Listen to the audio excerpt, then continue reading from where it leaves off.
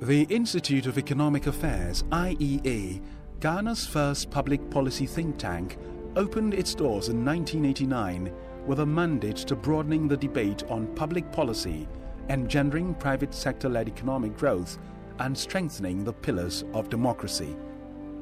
Ambassador Birgit Storgaard's arrival in Ghana was at the twilight of the country's multi-party democracy, which is barely 2 years after the 1992 elections.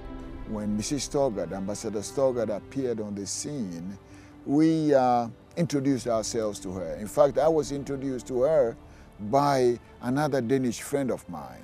And right there, you could tell from the meetings and the discussions that this woman knew Africa and knew that Africans would only make progress if they could talk together. Because I was first deputy speaker at the time, I related extensively with her. I got to know her I think she was here in the mid to late 90s. We had gone back to democratic governance and we were all very busy trying to organize the new democracy. We have boycotted the parliamentary elections in '92. So we were not in parliament then. Ghana was running literally one-party parliamentary system. Her mission, her embassy, was more or less a beehive of activity. So naturally, the political actors of the time got involved around the mission there. That's how I got to know of her. I got to know her through the many ways in which she was involved in offering support in the area of arts and culture in Ghana. I've never had the privilege of meeting her personally, but from the fruits of the work she did while she was on a tour of duty in Ghana, I can say that I know her. I had an invitation to come to Accra. I didn't know who I was going to see, but I went there and everybody seemed ready for me. They said, "Oh, are you Senator Nyomi? Okay, just give us a few minutes. The ambassador would like to speak with you." And I was just wondering, the ambassador? Because, I mean, barely in my early 30s and going to meet with the ambassador. And I went in there, I saw a woman who related to people on a down-to-earth level.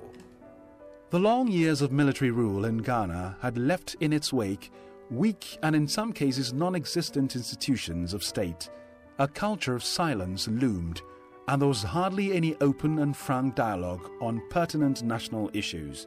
During the formative period of that parliament, we discovered that we had very little by way of historical background to fall on. I think that it was her ability to understand at that time the needs of emerging democracies, because we had then applied to a number of countries for assistance to start election monitoring, which was a new concept. And she foresaw the need for persons to try and monitor elections to help make it free and fair. There was so much suspicion in the country. The opposition party had boycotted parliament. Government was suspicious of everybody or every institution that tried to forge discussion. NPP had boycotted parliament in '92. She wasn't happy about it, and she told us the need for us to make our ideas also even flow to parliament even if we were not there. She knew how important the role of an opposition should be in any well-functioning democracy. As a visionary leader, Ambassador Birgit Storgaard recognized the importance of dialogue among key stakeholders and the need to build strong, viable institutions to support Ghana's fragile democracy. She thus supported the IEA to promote good governance, democracy and a fair economy in Ghana through various initiatives such as the Speaker's Breakfast Forum in Parliament, legislative assistance programs and regular training programs for MPs through technical workshops and weekend schools. We had a platform called the Speaker's Breakfast Forum. She was very much part of it. She would not only sponsor, but she would participate in the Speaker's Breakfast Forum. She encouraged us. Not only do you talk to the Speaker and his leadership, bring ordinary people from outside. That platform gave an opportunity for stakeholders to deliberate of very crucial and critical national issues. So at the end of, say, 1 hour of such an interaction, under the speaker's guidance, the lawmakers will become better equipped in tackling the issues at hand. They would have learned from the stakeholders. She tried to make Parliament be accessible to those who were not in Parliament. There was the need for an initial induction course or program for members of Parliament. That you are elected doesn't mean you know the way to hold the executive to account. The ambassador played a very key role to support our request for the appointment of research assistants.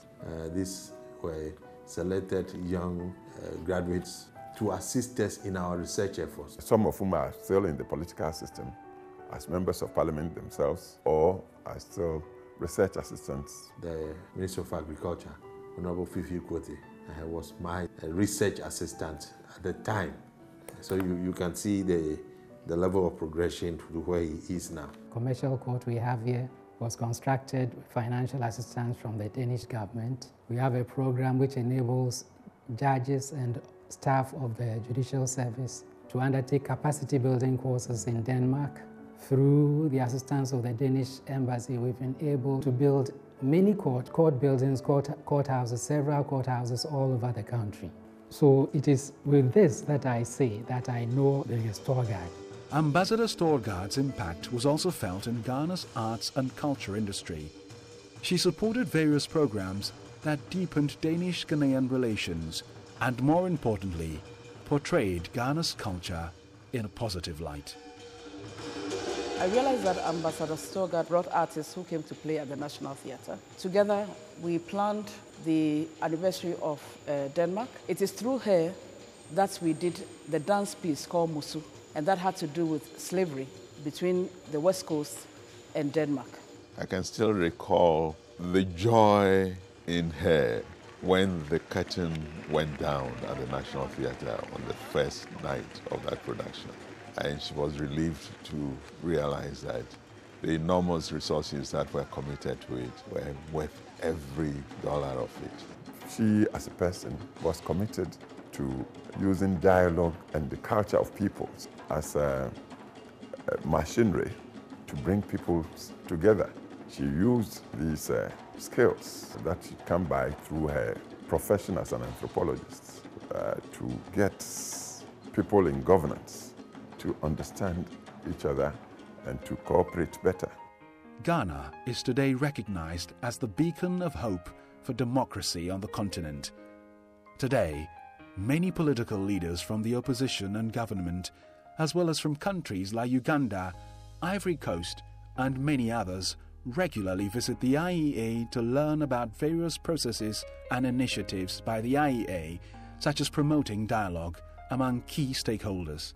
She was a different kind of diplomat in the sense that she wasn't particularly cautious about the use of certain words. She was very much more concerned about achieving results. She had a good listening ear. She operated more as an anthropologist and I believe an ethnographer that studied human beings and what motivates us. She was an amazing human being who used the advantages of her position to advance the cause of human progress.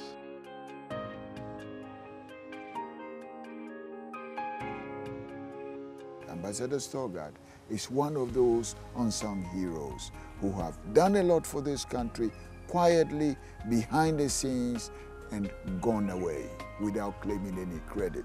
She's done wonderful for us, very, very well, and we should thank her for that. The IEA on this special occasion pays tribute to Her Excellency Ambassador Birgit Storgaard, former Danish ambassador to Ghana from 1994 to 1998, for her exceptional contribution to the democratic process in Ghana.